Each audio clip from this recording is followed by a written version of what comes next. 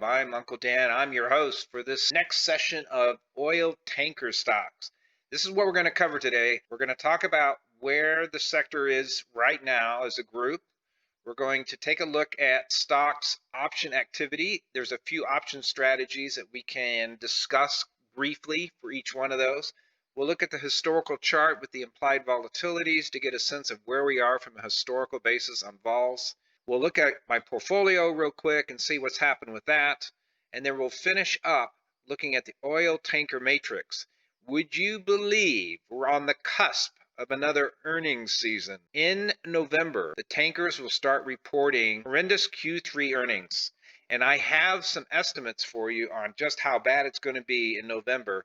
That's on the tanker matrix. You don't want to look at the option stats and you just want to go see what earnings look like. Hop to the final chapter, oil tanker matrix. What do we know going into earnings? For the last 3 months, Scorpio's been the worst performer, down 33%. NAT is also down 33%. So much for the chairman and his son buying stock at 410 and 411. Stock is now below 3. The best performer is TNK, the little Greek energy company with a low market cap. DHT is down 13%. And EURN is down 22%. So Fidelity took that stake in DHT, and that seems to be the top performers since they took their stake. If we look back 1 year, where are they today relative to 1 year ago? Scorpio's down 74%. So the chairman, who has sunk probably close to $4 million into January calls at the 15 to 18 strike, he's going to lose all his money. Come January, they'll expire worthless. And then the best performer still is NAT, but it's not up 100% anymore. It's actually down 20% from where it was 1 year ago to today. And I did that because I want us to see how seasonality is affecting the stocks. They're all down from a year ago because they had that drone strike in September in Saudi Arabia. And that really kick-started the rally in the tanker stocks. So you can see they're all down big from 1 year ago. If we look at the implied volatilities, we can see that EURN, surprisingly, although they have earnings on the 5th, have the lowest IV, then DHT, and Scorpio is up at 95% now, so that's creeping up. TNK, TK Tankers, 91%, and then here we have NAT creeping up to 82%. So EURN and DHT, who's in our portfolio, have the lowest implied vol, which means there are fewer puts being purchased to protect their positions because they feel like these are better quality companies. When the company is more volatile and there's more concern, people buy puts for protection.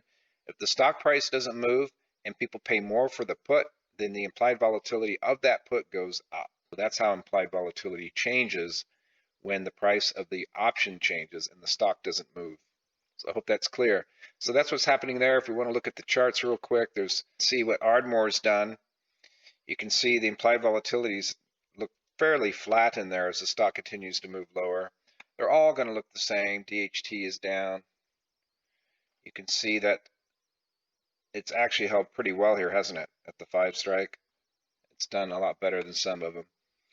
DSSI is down. There's EURN actually reaching its previous lows. Frontline also down, making new lows.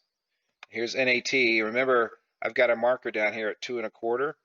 Remember, we originally bought at 675, and then we dollar average down here. We sold a naked put. So our next level to buy NAT is 2.25. So if you remember back in April, I was telling everyone there's a chance that we head down to 2.25. Everybody was quite shocked that anyone would suggest that, but we might be there right after earnings. Here's Scorpio. Chairman doesn't look too smart now, does he? This stock hasn't seen the 15 strike since he went in there back in, I'm trying to remember when he made his first purchase, but anyway, he's gone in twice now to dollar average, and so he's going to lose everything he's put in. TK Tankers, same thing again, all drifting down. So that's the history in those. Let's take a look at the stock options and see if we can find any whales bidding in these options on the option stats.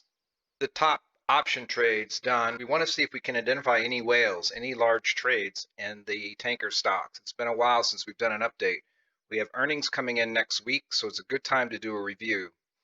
Right here, only 150 calls and 100 puts. So we can look at the the largest trades and see if there's anything in here that stands out. So it looks like someone bought a bunch of November 2.5 puts for 15 cents. So we paid 86%. So someone's hedging in there.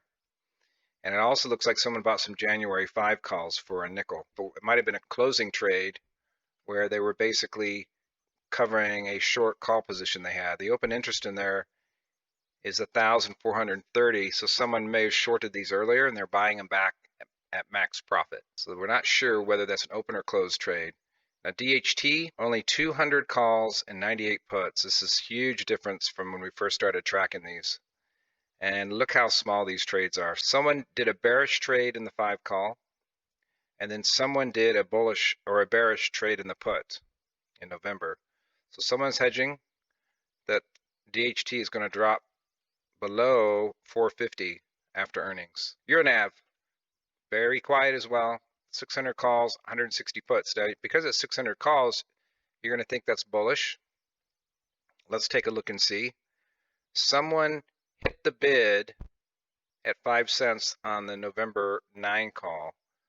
So that's someone who's probably long and cutting loss, getting out. So that's bearish. And then are there any other big trades in there? Let's see. All bearish trades, all hitting the bids and the calls. And the implied vols in this one was only 60%. Someone's selling November 10 calls at a nickel. So again, those are probably people cutting loss. Here's front line, a little more activity in the calls. In the calls, it's kind of hard to tell what they're doing there, but the January 22/7 calls, they just sold 100 of them at the bid. So that's bearish. And let's just see, these are all, when you get down to a nickel and 10 cents, these are more likely than not just people who are buying back calls that they had sold short.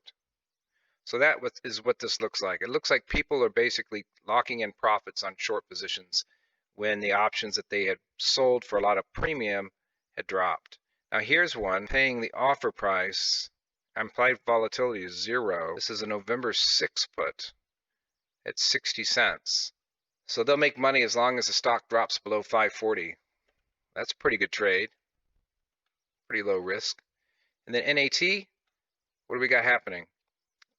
See how little low the premium is. These are just people. These are all calls. Here's some puts.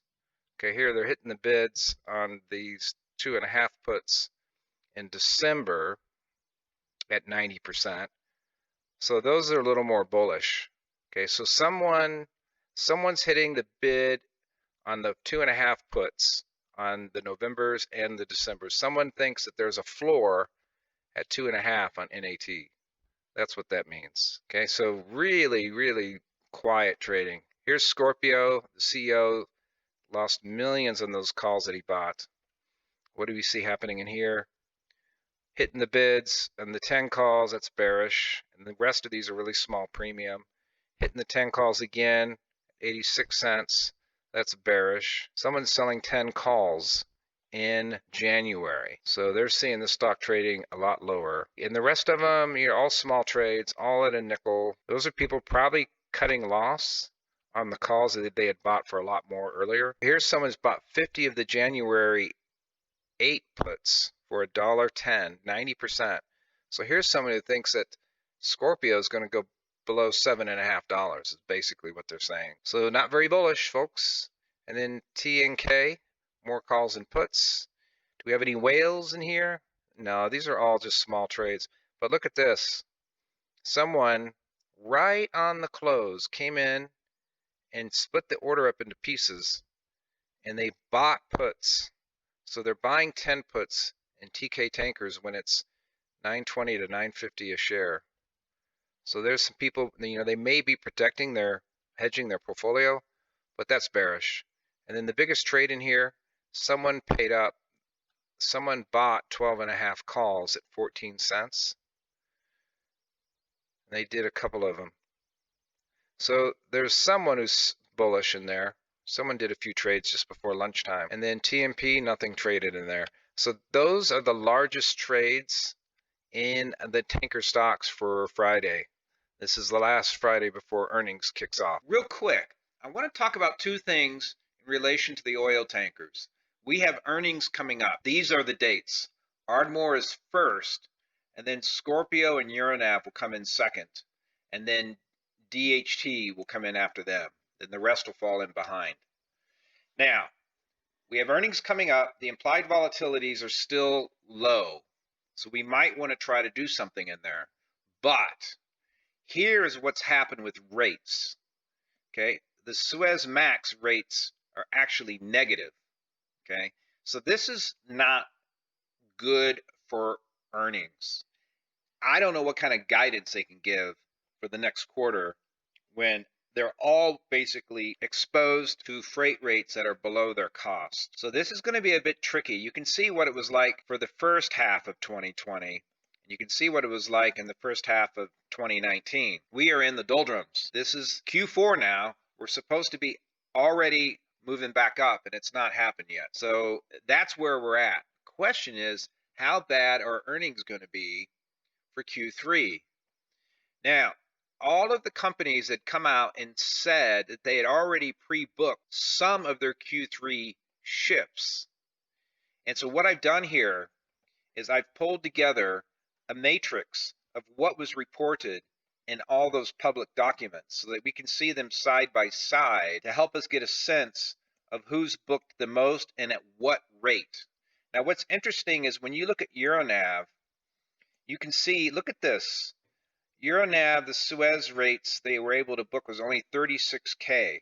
And they talk about how TNK tends to not get as high a rate when they book out their tankers. I don't know why one company's tankers would rent for a different price, but it appears to be the case.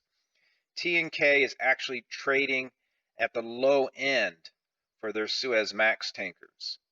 Now, this is why we say VLCCs are the sweet spot, and that's why I picked DHT as the best stock to invest in, is because look at the rates that they were able to get. 51K, and look at what EURN did, 60K, and even Frontline was able to get 61K for 76%. So when we look across here, look at Scorpio, they got 22K for their LR2s, but less than half. Their MRs, they got 15K, less than half. So we're not quite sure on the handy size, but I'm guessing around 12K. We're not sure. So that's what you see here. And Scorpio is the worst performing stock over the last 1 year. So look at this. Scorpio has no VLCCs, and they're in a part of the market that has been trading significantly lower. What's interesting, though, going into Q3, look what's happened to the rates.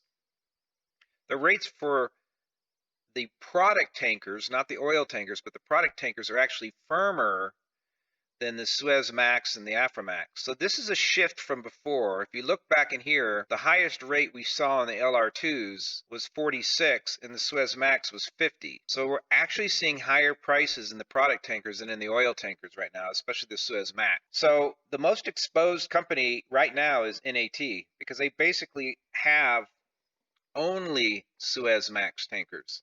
Now they were able to book 48K in Q2, but did not give us any guidance for Q3. So we don't know how much they were able to book in Q3. The fact that they didn't provide guidance means they probably did not do a significant amount of bookings in Q3. Otherwise, they would have done what everyone else has done. They would have said, hey, Q3 is going to be bad, but look at me. I booked half my revenue already, right? So that's how companies work. They're not going to tell you if they did a really bad job relative to everyone else. NAT had enough time to watch what everyone else was reporting. So basically, NAT must have dropped the ball. We'll see. So isn't this crazy to think about? We actually know, for example, look at Frontline. We actually know that the revenues they got in Q3 are way above the rates, way above. So Frontline's going to have a really good Q3, and then what? That's going to be the big question. What we might see is a pop when they report really good numbers, and if you're in it, you're going to want to get out. That's what I would do. DHT got about 61% of it, so these are pretty decent amounts. About 50% is what we're looking at. It looks like Frontline did the best job of locking in those Q3 rates. So we're going to have to temper our expectations here. Current rates for the VLCC has been around 15 on average. So we're probably looking at numbers that are going to be closer to what? Let's say you got 50% at 60 and then the other 50% at 15. So, we're still going to be looking at around 33 per day rates for the VLCCs. So that's going to be pretty decent numbers for Q3. But then you got to look at guidance, what happens in Q4, and then we just got to hope we get a rebound. Now, there's no volume in these stocks and there's no volume in the options. So who knows? If all the bullish investors have now left, we may be getting closer to a bottom. But we need to see these freight rates turn around. Obviously, if they stay where they're at, this isn't going to work. But there's that Q3 seasonality that we talked about. And so once we get through that, we should be good. We should be back off to the races. So that's just the piece I wanted to cover today. Anyway, that's what we know for Q3 earnings coming up over the next few weeks. So I hope this helps give you some insight into what you should be expecting from these guys. If you have any questions or comments, leave them down below as always. If you like this matrix, if you like me pulling this data together, give me a thumbs up. Give me something here, folks. I mean, I'm not getting paid to do this, right? So if you like this, give me a thumbs up. Thanks. Bye. That's it. We're sailing off from here. Leave questions, comments, feedback down below. Think about subscribing if you want to be a part of our journey on learning how to invest in the market. Thanks.